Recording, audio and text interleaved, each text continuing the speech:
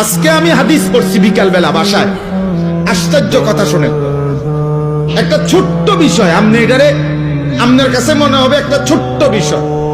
নামাজি ব্যক্তির সামনে যে সূত্রা দেয়, এটা বুঝেননি আপনারা? মানে নামাজি ব্যক্তির সামনে দিয়ে যাতে কেউ না যায়, কথা বুঝছেন কিনা?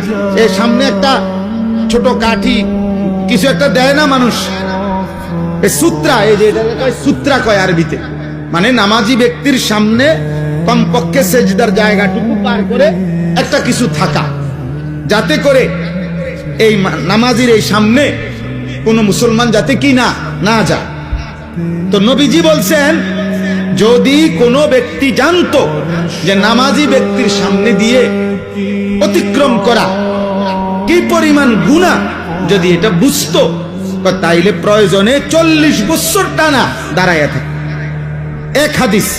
আরেক হাদিসে আবু হুরায়রার হাদিস হলো যে নবীজি বলছেন, তাহলে সে প্রয়োজনে 100 বছর হইল দাঁড়াইয়া থাকতো, তবু অতিক্রম করত না। এটা হলো একটা কথা। হাদিসের দ্বিতীয় অংশ আরো মারাত্মক।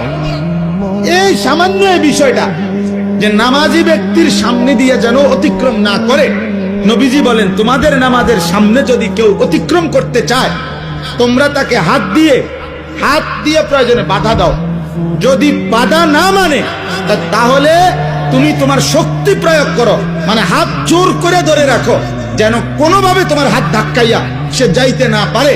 নবীজি বলেন এরপরে শব্দ, ফাইন্নামা হুয়া শাইতানুন শাইতানুন।